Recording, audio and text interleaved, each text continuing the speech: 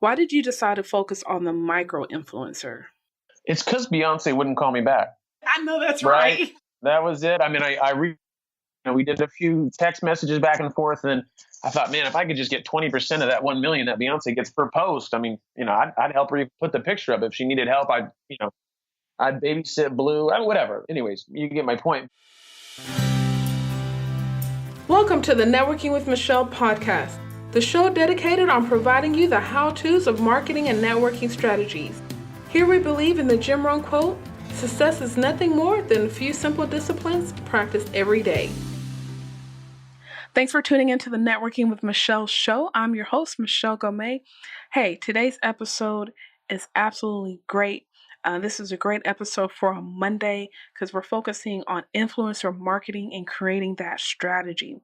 Look, I'm going to tell you something. A couple of weeks ago, I was in the hot seat. Right now, I'm being coached by Paul Brunson. I was fortunate to have him on the show in 2015, great entrepreneur.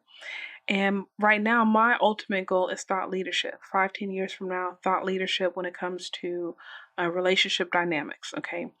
We keep it short and simple on that, but there's other things I want to hit within that concept of relationship dynamics. And one thing I learned from my coach is basically, in a nutshell, I'm not targeting the right people, or I need to target influencers that can help spread my message.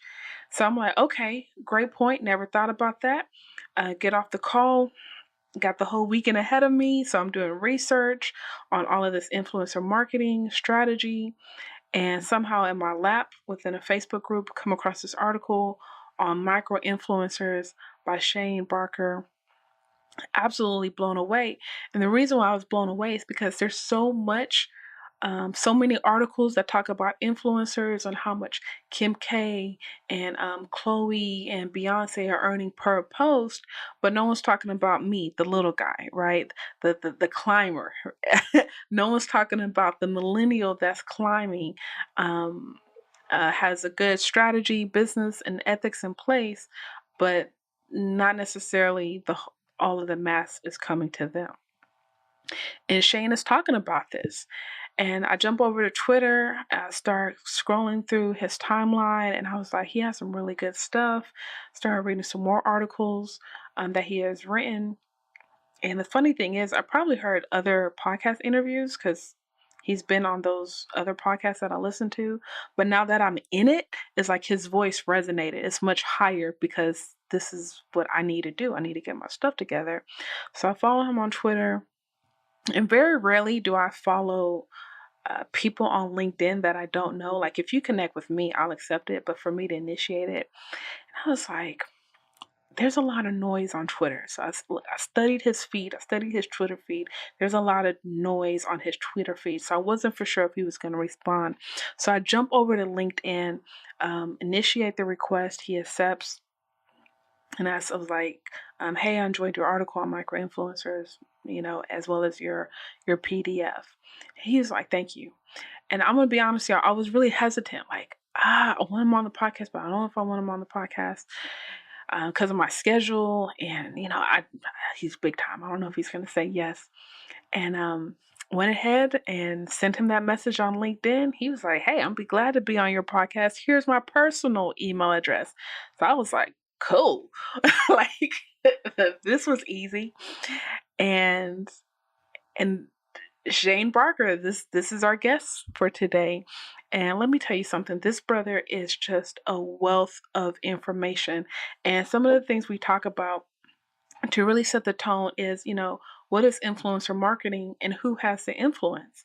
Because I think lots of times we question that because we feel that our Instagram followers are not, 100,000 or 78,000 or a million, so we can't demand any money. And then then I ask him, it's like, okay, when is the right time for me to monetize my influence?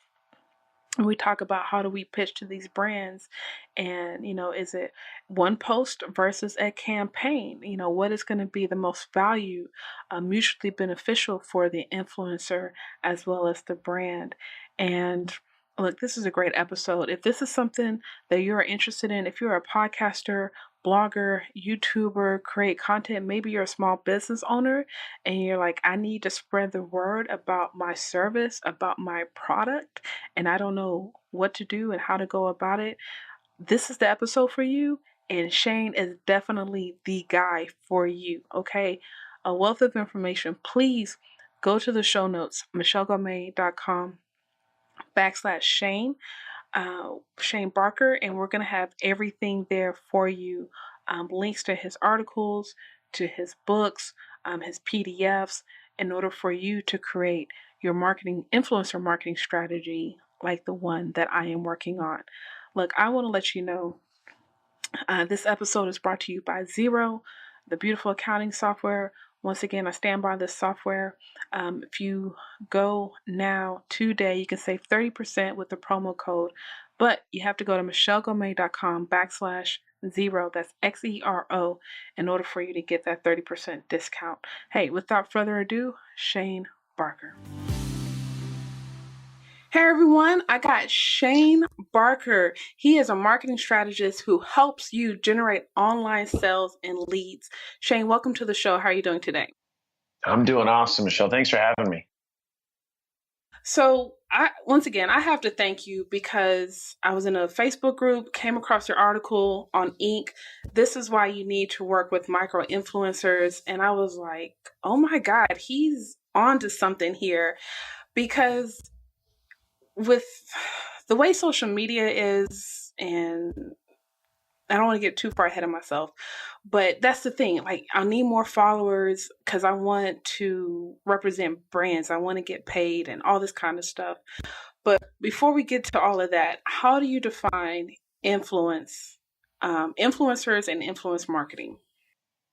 Yeah, so influence is going to be, for me, influencers are just people that have the ability to influence opinions and buying decisions of individuals. And often that's obviously these days it's done through social media. So there's, Instagram, Snapchat, and Twitter, and even sometimes Facebook and LinkedIn can have obviously some features of influencers being on there. The idea of it is that, back in the day, it used to be, all these, celebrities and stuff like that would have a big piece of the market because they had the influence in the sense that they had they're on TV or on radio, and they would have, once again, some kind of a distribution channel that we would be able to hear them. Now with social media, I mean, really anybody can be an influencer. Just depends on, either where you're located, what niche you're in, and if you're, and kind of what you're doing. So I think some people fall just on accident, because maybe, hey, you're posting about something, you're posting about your journey in fitness and how you lost 30 or 40 pounds. And the next, you get more people following you. And then next, you become an influencer in the space because you've done, I mean, everybody, I think through life is an influencer at some point, right? And learn something through whether it be a breakup or something like that, where you learn how to deal with the other person or something like that. Well, you have influence, right? You have influence in the sense that you've learned something and then you could teach it to other people. So you're influential in what you've gone through, your experiences in life. So I think influence there's a number of different ways to critique it or to kind of slice it up, but really it's just people that, have the ability to influence others because of things, their experiences that they've been through and potentially buying decisions for products and stuff like that. Definitely. So in your article, you mentioned, and correct me if I'm wrong, but you mentioned that micro influencers have a range between 1,000 to 100,000 highly engaged followers. Yeah. I mean, it really, once again, that always fluctuates as well, but usually it's going to be right in there. That's kind of the sweet spot. So you have anybody that has below 1,000, not to say they're not an influencer, but, because they can, once again, it really depends on the engagement of their audience. So, I could pick in theory, an influencer that has 1 million followers and maybe they don't really have that highly of an engaged audience. I would much rather have somebody that has 50,000 followers and they have maybe they're in a specific niche, they're a yoga teacher or they're this or that have a higher engagement in regards to their audience, because that's really what we're looking for. It's, do you want to, you can, put your sign, you can be a brand and you can put something up on a billboard, right? And people can drive by, and really the idea of that is branding, right? There might be an exclusive phone number that you have on there to find out if you've gotten any leads from that. But for the most part, when you're driving by, you're really not supposed to pick up your phone and start dialing and, talking to people and that kind of stuff. So it's usually frowned upon, but it's usually a branding thing. It's like, how many times can I get this image in front of somebody Coke and all these bigger companies until I decide to go and I go to lunch and then I decide to grab a Coke or a Pepsi. And I'm wondering why that was. Well, it's because of all the different things that I've seen, or maybe I just enjoy the product. With this, it's kind of an interesting deal because, the idea of micro-influencers is it's more of a core audience. And once again, the influence is going to be a big thing. I mean, we look at comments. I mean, likes is one thing, but you can sometimes fudge likes on pictures and stuff like that. So we look at engagement. We want to see what these people are saying. So if we post something about whatever it is, then we want to see what that kind of engagement is, see what people are saying about the product, the brand, or what this person is doing in life, and see if it's a good fit. Now, there's so many articles about how much, Kim Kardashian and Beyonce and all these other celebrities are getting paid for a post because, once again, they have multiple distribution channels starting from TV, radio, on down to social media. Why did you decide to focus on the micro influencer? It's because Beyonce wouldn't call me back. I know that's right. That was it. I mean, we did a few text messages back and forth, and I thought, man, if I could just get 20% of that 1 million that Beyonce gets per post, I mean, I'd help her put the picture up. If she needed help, I'd babysit Blue, whatever. Anyways, you get my point. But the thing is micro influencers, I think, from a brand perspective. So if you deal with a really, really big, the Nikes and the Cokes and that kind of the world, I think there can be some value in dealing with or working with the Beyoncés of the world, right? And then Kim Kardashians of the world. Those are really big influencers. They have huge followings. The only downside is it's kind of a shotgun effect, right? So if I'm Coke, and so we'll have to hope that most of these people that are following them, drink some kind of a soda, and that can be great. But if you're representing a certain product, so let's say it's women's lip gloss, right? Let's say that's what the product is. And we push it out there. And the issue is what happens if Kim Kardashian has a 70% male audience, right? I don't know how many of them are going to use that lip gloss. Maybe they will, who knows, but probably not, right? I mean, for the most part, right? I mean, we're not here to judge. I mean, if you want to use a lip gloss, that's all. But so that's where you kind of run into these issues. And to be able to do that, I think just came out recently about Beyonce getting $1 million a post. Well, that's a huge investment, right? Your mom and pop companies, the lip gloss companies of the world, unless you're somebody, once again, you've got, a huge budget and you're willing to, one of the things that I look at too is that, it's also the frequency of the posts. So, just because Kim Kardashian puts out one post for you doesn't mean that everybody's going to react to that, because she does a lot of promotions. So that's another thing too, is how often are they putting out promotions? If she's promoting 3 products a day, then there becomes a point where the audience is going to start to kind of numb that, or they're not really going to see those messages. If she does 3 a month, great. Then it's when Kim says, hey, go buy this, then everybody knows they need to go buy that. So I think that's an important thing to take a look at. It's the frequency of the posts. Just one time is probably not going to have that. No different than if you had one billboard that said drink Coke and there was nothing else, you might not think about drinking Coke. I mean, Coke's everywhere. They have this, they have that. There's a reason for that, because it's all about repetition. It's how many times can we get this in your guys' head until you get to a point where you're just naturally going and buying the drink and you're not sure why that is.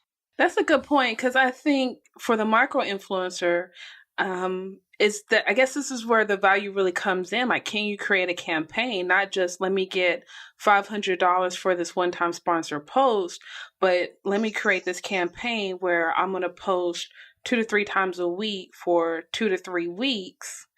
And I have this process, and I'm going to give you metrics and I can't even think it, but a report at the end of the campaign. And instead of me getting paid for $500 for one post, maybe I can earn, $3,000 for the campaign. And you always want to do that, because the one-off things is not going to be a win-win for anybody, right? You do it once, you make $500, they pay $500. There's just not going to be a lot of leverage with that. So what I always tell my clients is like, listen, you want to go multiple deal, and then the brands think that hey, they want more money. No, it's not always the deal. Really, we're looking for it to be successful for everybody. So usually what we'll say is, let's say as an example, $1,000 a post. 6 posts would be 6,000, but we'll give it to you for 5,000. But once again, like you said, we'll have a report. We'll take a look at mentions online. We'll take a look at the sentiment of the messages that went out. There's a number of different things that we can do to be able to bring this back to the brand and say, hey, do we think this was a successful campaign? I mean, one of the biggest things is also, what is the brand looking for, right? Are you looking for sales? You're looking, if you spend 5,000, are you looking to make 10,000, or is it 20,000? Or are you just looking to, see if this moves the needle, or, and then how are we going to be able to understand that? How are we going to be able to look at those metrics and say, okay, that was because of our campaigns? I mean, we've ran multiple campaigns with a brand. This was in the beginning. We ran tons of them at a time. We ran with 10 or 15 influencers at once. And great, we had sales. And yeah, let's say for every dollar we made $2. But then we go down to the situation and we're like, well, was that Jennifer or John's post? Right? How do you detect that? Because if you're looking at Instagram, there's only one place to put a link. Right? So in the bio. So what happens is that if we go and we promote this, oh my God, take a look at, Jennifer's new workout program, and we have 10 people post that, great, we're making money. But if the brand says, well, who do you think had the most impact?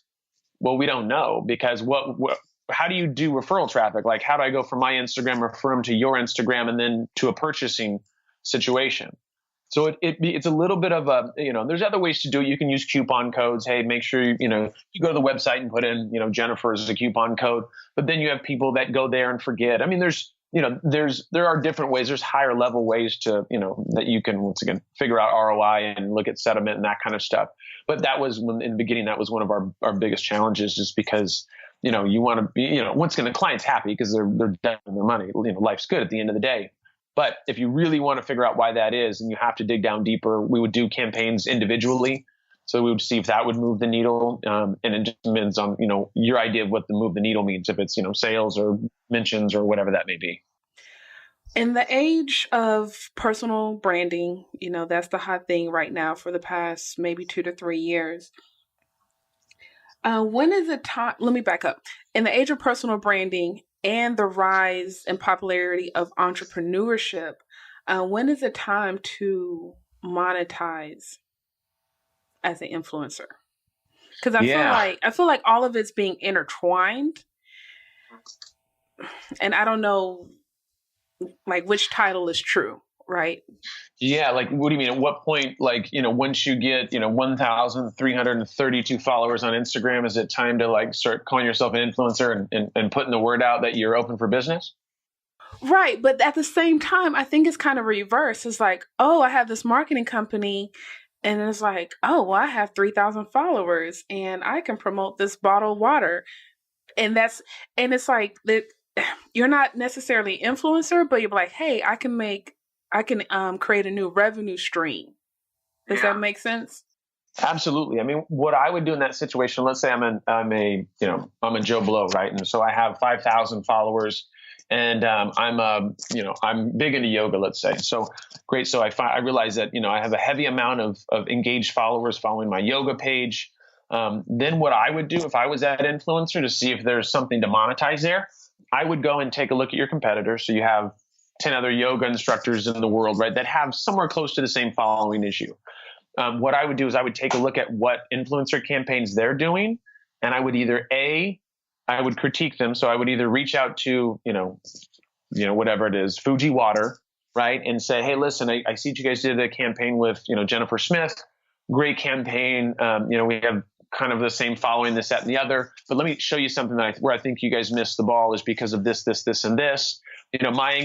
My followers really liked this, and this. You'll see when I posted this was about this. I think those are, there's some things that we could work there. Let me know if you guys would like to do a campaign with me as well, because I have some really unique ideas and what we could do to, once again, to get you guys to the number one spot in the yoga community.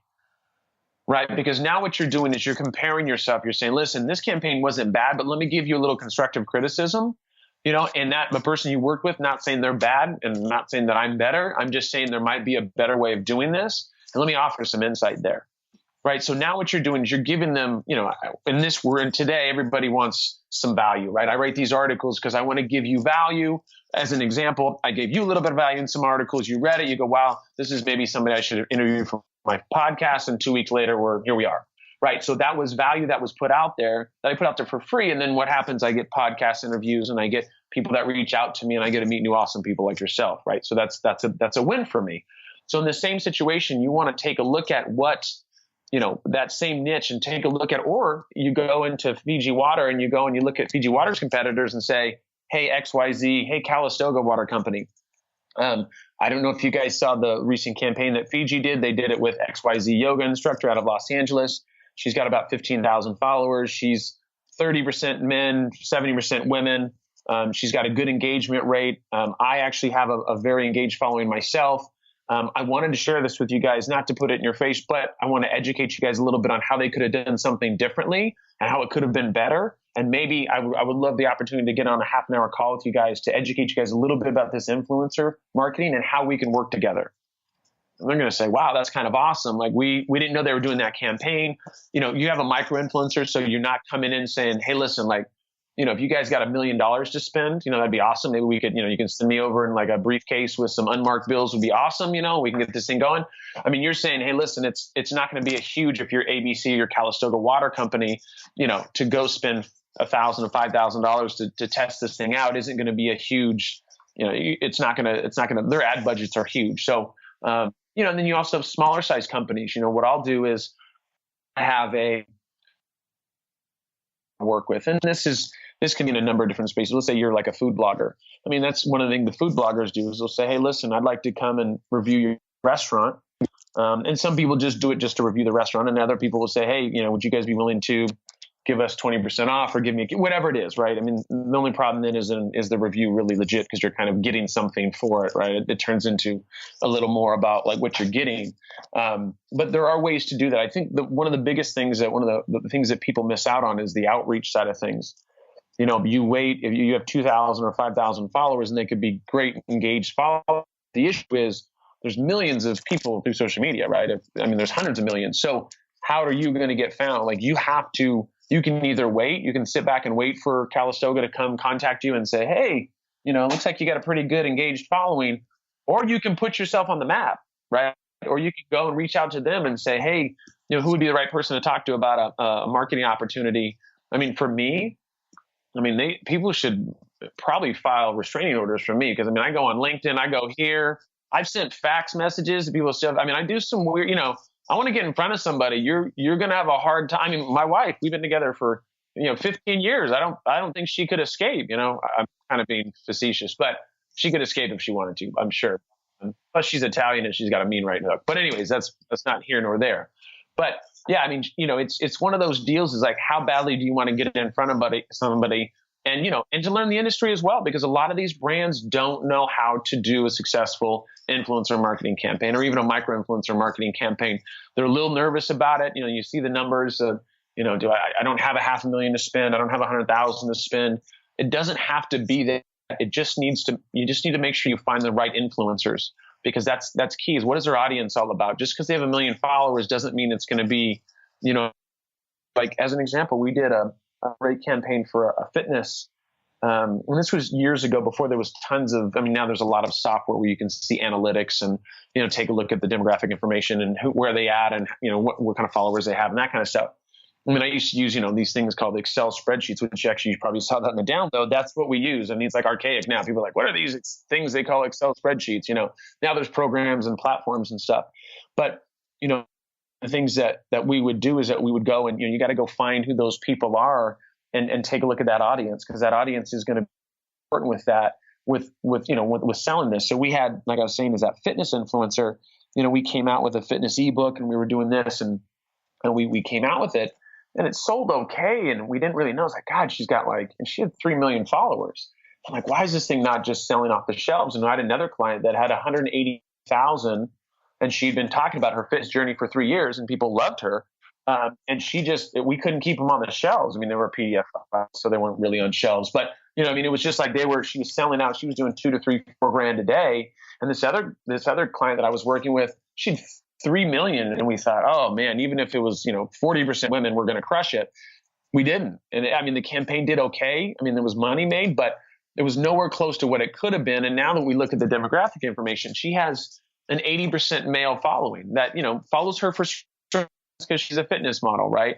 So, and then it all comes down to the content she's putting out there. It's very, not sexual, but it's very provocative content. And so, how many women are following that with that type of a content? So we learned early on, once again, like you have to offer the size of the Instagram following can be a factor, but don't let that be your number one factor, because there's absolutely other things that you have to take a look at. I'm glad you brought up content. Do you think both parties, the influencer and the brand, both have to be responsible for producing continuous content? Yeah, I mean, every campaign that we've done, I always have the influencer involved with the creation of the content, because they know their audience, right? They've built this thing up for a year, 2 years, 3 years. That's their bread and butter. And you don't want to put out, first of all, you don't want to put out content that's not going to be that the audience isn't going to like. It's going to be bad for the influencer. They're going to lose followers. People are going to go, man, something smells kind of fishy about this.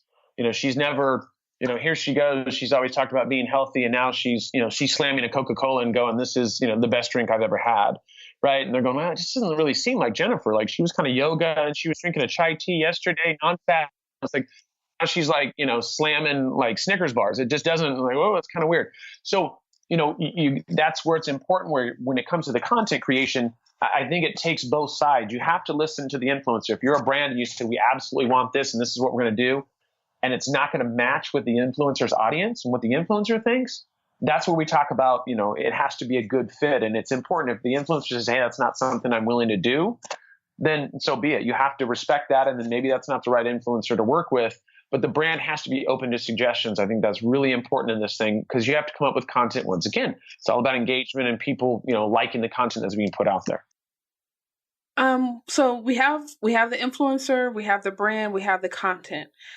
With social media, do we go wide? We're across every platform, or do we hone in? We can be across every platform, but then we just go deep with one platform. Yeah. So what I usually recommend is that you in the beginning go wide, right? Because you never know where you're going to find your audience. So that's one of the things I always tell people. I mean, I in life, I learned my lesson of, you don't ever put your eggs all in one basket, right? So you go, okay, my God, I'm a lifestyle type person. I'm a jet, I fly on jets. I drink the best champagne. I eat caviar for breakfast, person. And then you put it on Instagram and then you get no followers. So, I always tell people, hey, try a number of different platforms, spend some time on those platforms. And I have different strategies that I do with influencers on, you don't have to spend 8 hours a day. Don't get sucked into the vortex unless you're doing this full time. Be careful, right? We've all done it. Like, you're started working and then all of a sudden you're on Facebook and you're chatting about, whatever it is, and you're like, I don't know how I just got deviated from what I was supposed to be doing. So we try to set some kind of a time limit, but over time you figure out where you're getting the most leverage for the content, and the most bang for your buck. And then you'll start to see, hey, listen, there's, maybe it's Instagram, maybe it's Snapchat, maybe it's Facebook, whatever that may be. And then YouTube's obviously another great example. You have to figure out how much time you're putting into that. And then what are your goals with each one, right? So, hey, I want to be an influencer full time. I want to do videos and I want to do fitness stuff. And then what's the plan for that? Well, I want to sell ebooks. I want to do coaching. I want to do speaking events. I want to do boot camps. I want to, you got to come up with a full blown plan so that people can take a look at that and say, okay, this is my roadmap for being successful. And let's go test these platforms and see where we want to, what kind of a message we want to put out there. If you want to put out videos, then YouTube is a spot, right? There's not too many big competitors with YouTube because it's obviously the second largest search engine. There we go. Now it's just about optimizing those posts, putting in certain keywords, making sure that you're being found in that search engine, and then also driving traffic to there to increase your subscribers and all that kind of stuff. Because subscribers are just as good as email subscribers in the sense that you put a video out and then they watch it and you build that up, and next you have brands and all the other fun stuff, overlay videos and all the fun stuff to make some money. Okay, just a few more questions. So everyone wants to be an influencer, which is hypothetically. And it's like, okay, you talked a little bit about how to pitch to the company and all that kind of stuff. But can you speak on how important it goes beyond the pitch, but it's really about networking, relationship, collaboration? It's not just really sending out that random email, but okay, how are you going to create this relationship, go to a conference, maintain the relationship, just the overall dynamics with that.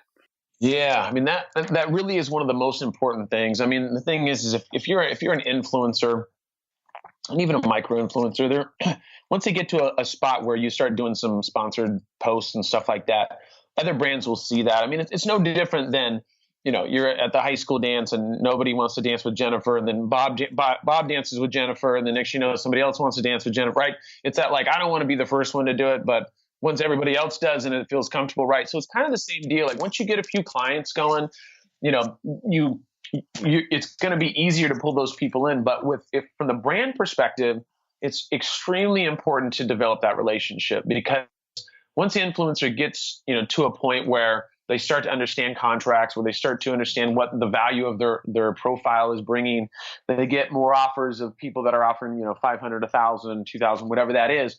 You can get those people, and once you get to a certain status, you'll get a lot of those people inquiring. You'll get the fit tees, and you'll get these other companies that you have to look at those products and see, is that something that you want to represent, right? But as a brand, you want to make sure when you reach out to these guys, you have to really do your research and make sure that is the influencer that you want to work with. And there's a lot of them out there.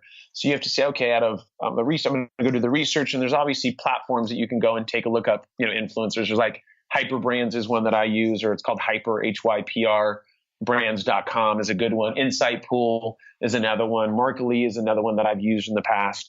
What you do is now you got to go look up these influencers, and you can look them up by following. There's a number of things. You can look at, who they've done sponsorships with in the past, that kind of stuff. And then once you've kind of narrowed it down to those 20 people, look at the content, really study that, make sure it's a good fit for your brand, and then really start sharing their stuff on social media, right? What I do is I call it credits. And that sounds terrible because it sounds like somebody owes you. But I always help people. Like I go out of my way to help everybody. And it really in the back of my mind, and this is terrible to say on a podcast, but I'm like, now they owe me. I don't really think that, but a little bit in the little piece of my mind is like, well, I did Michelle's podcast. So if I'm not right, I'm like, yes, I get that free beer. Not really, but you get my point is like, to me, I help everybody. Right. And if I ever need something, if I ever come back and say, hey, Michelle, I'm doing this course on influencer marketing, would you send a tweet out? You're going to say, all day long, buddy, I got your back. Right. So it's the same thing with this is like, if I want to work with somebody, then what I do is, assuming that I like their content, that's the research part of it. Great. Share their stuff on social media, share stuff in their niche on your social media to show that you're interested in their space, whatever they're doing. There's another thing, obviously you can send an email, make sure it's genuine. If you do the templated emails that everybody uses, that's very, you can smell those a mile away. If you could do a face-to-face meeting, obviously way better. I always tell people like, hey, I'm coming to San Francisco. I'd love to buy you lunch. It's like, no, I'm not selling you on anything. Just want to chat with you a little bit. I'll go and I'll talk to them about, things that I've done and how I can help them, or maybe I have somebody I can introduce them to. I've done lunches where I've paid for the lunch and I've connected to people, and I'm not even there, right? Because I don't really need to facilitate the meeting, because I don't need to be like, I'm not everybody's keeper. I just said, hey, this is Michelle. She's an influencer. You're XYZ brand. You guys are both in Los Angeles. Let's cut to the chase here. I'll buy you guys lunch at XYZ. You guys got $100 to spend. Actually, I usually don't give them an amount because, God knows. But, but then they can. Yeah, exactly. I'm like, anything you want off the dollar menu, it's on me. Don't even worry about it. Plus, I'll get you a soda. And then fries, if you want fries too, because I'm that kind of a guy. I'm a big spender, obviously. And so then, then I'll coordinate those meetings and for those guys to meet up. And once again, that doesn't necessarily benefit me, right? But I do like putting good people with good people. And so then guess what happens when Michelle says, hey, that was a great meeting, blah, blah, blah. And I said, yeah, hey, I also was wondering, would there be an opportunity for us to maybe work together sometime? And they go, yeah, like, what were you thinking? Well, listen, I've already seen your website. I know how you work. I've seen a lot of the content that you post. You do some awesome stuff. This is the brand that I have. This is kind of what I was thinking. But I know that you're awesome at content. So I was wondering maybe if there's something that we can collaborate on. Another thing you can do too is it always helps if so let's say you're selling a t-shirt, an apparel company, and you want to get some stuff.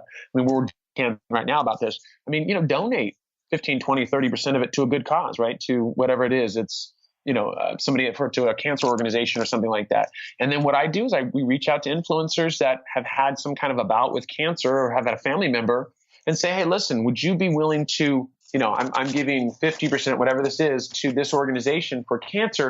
And I was wondering if you just wear one of the shirts and maybe post a picture about it, because, it's not necessarily about putting money in my pocket. This is going back to research.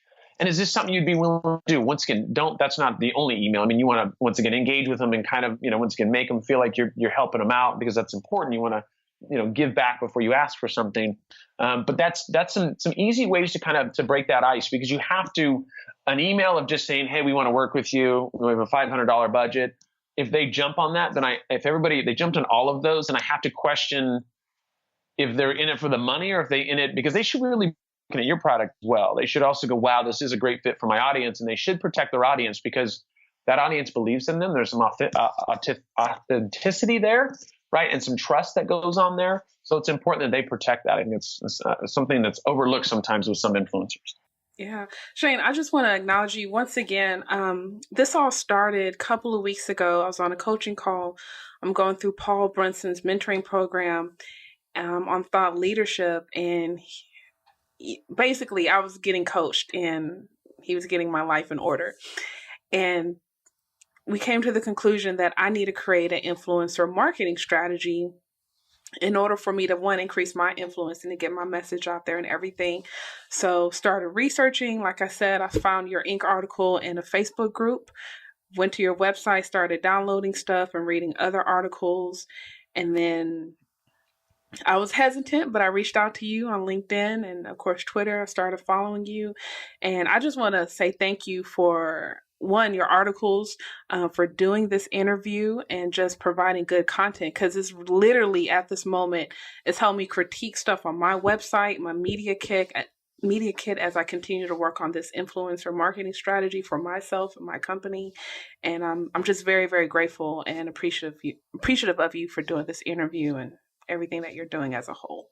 Hey, the pleasure was all mine. Seriously, I was so excited when you reached out to me. Like I said, I'm flying out to Istanbul for a speaking engagement, and I'll be in San Francisco next week. But it actually worked out. All the moons aligned, and I was able to be on your podcast. So life is good. And once again, any questions, or anybody has any questions about either from a brand perspective or from an influencer perspective, I can be reached at shane@shanebarker.com. That's SHANE@SHANEBARKER.com. And Michelle, obviously, if you need any help with anything, give me a call. We'll work something out.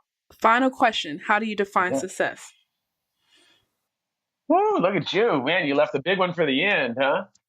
I mean, how do I define? I mean, there's so many different ways. I think my own personal way. So when I was, let's say 18 to 20 to 30, let's say maybe 28, success to me was financial gains. Right. I looked at it as like, hey, I got to make $1 million. And once I make $1 million, everything will be awesome and great. I actually, not to brag, but I actually did build a company from 0 to 25 million. I had 130 employees. And I can tell you, I had a good paycheck coming to me. I wasn't real happy. I had a lot of stuff that was going on. And there was a lot of different things that, there's a lot of variables to that business that we could have changed, and a lot of different stuff. But my point in telling you that for me, success is a balance of when it comes to your career and it comes to what you do in life.